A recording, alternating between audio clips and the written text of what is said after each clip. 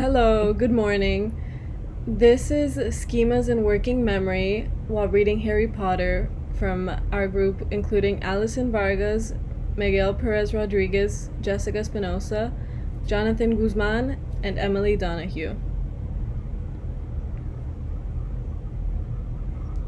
Okay, so for our activity in this project, we picked reading the Harry Potter novels and using working memory and schemas and scripts over time. So, in this activity, Samuel is reading the first four Harry Potter novels for an exam at the end of his semester.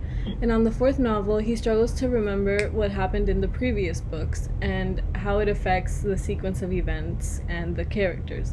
So, counting out the sequences in his head, he interprets the characters, their characteristics, how the story is going to play out, and he's using all the evidence he has so far to allow him to understand the story as he's reading it. And doing so, he's using his schemas, scripts, and working memories.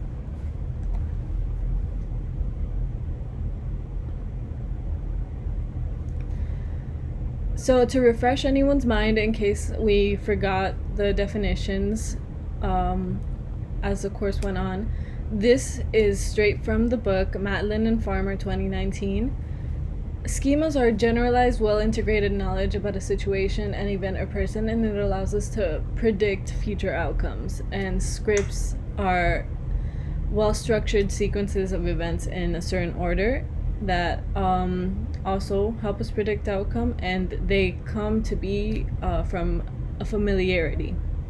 And our working memory is our immediate memory that's brief for the limited amount of material that a person is currently processing, which Samuel is displaying as he reads through this Harry Potter series.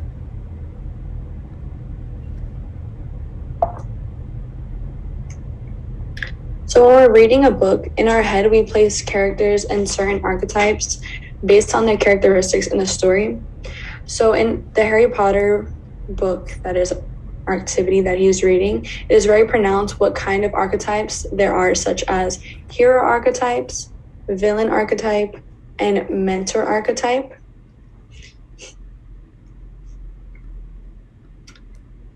Next slide.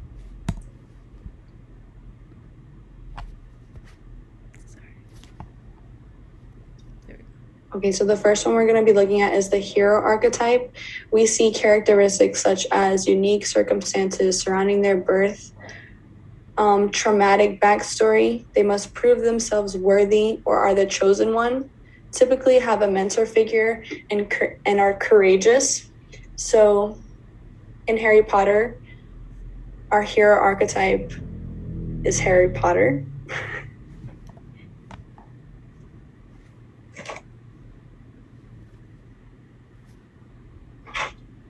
And since there are heroes, there are also villains. And with those villains, the characteristics are evil, power hungry, being self centered, fanatical, and then there's a possible traumatic backstory.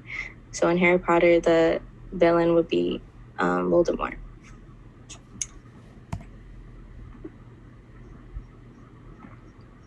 And then the last one that's also very present in the book is the mentor archetype, where the characteristics play out to be old and wise, a protector, powerful in their own right, and then provides hero with the guidance. And then to add on, schemas allow for grouping of information in related chunks, making it easier to remember traits of several characteristics. So with the villain archetypes and mentor archetypes, it just allows you to place the characters within those. So when you're reading, you process the information of the story up until the point that you're in right now, and also what previously happened in the book. So for example, the last paragraph, the last pages, or even the book prior to that. And in order to remember all the relevant information, you must tap into your central executive system. So the central executive, basically what it does is to sort out all the irrelevant and the relevant information, and it pulls out the relevant information for you to remember while you're reading. And central executive is a major part of working memory and working memory capacity. So individuals that have a high working memory capacity have a better reading comprehension because the central executive allows for all the relevant information to be present. And also, these individuals that have a higher working memory capacity tend to have less mind wandering because then again, they're more focused on the activity that they're doing. And on the other hand, individuals with low working memory capacity are prone to miss all the relevant information. Next slide. So how schemas and scripts and working memory all connect is basically that working memory and schemas are related with patterns. So when you form schema related patterns, it allows for working memory to retrieve that information since they're in the same vicinity, they're similar. And since these since these units of information are stored similarly, working memory can pull them faster and more efficiently.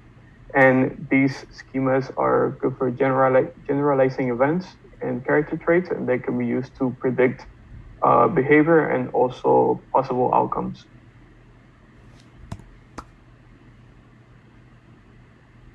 All right, so what happens when schemas and scripts and working memory do not connect? If working memory was not working efficiently, no retrieval of relevant information would occur, therefore creating a mess of relevant and irrelevant info. This is exemplified in mind wandering, where individuals with low working memory cannot sort out relevant information from irrelevant information, thus moving their attention onto a different task. To further elaborate, this demonstrates the current state of being forming into the current need of the individual, feeling bored or convincing yourself you're hungry instead of reading.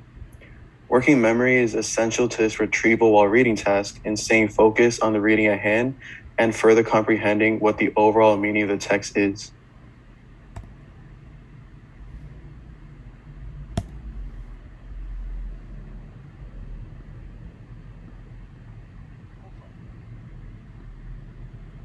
All right, so here you can see a bar graph demonstrating how people with low working memory capacity and people with high memory capacity tend to mind wander with varying difficulties in text.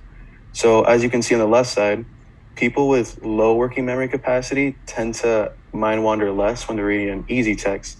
But on the other hand, people with high working memory capacity tend to mind wander less when reading difficult text.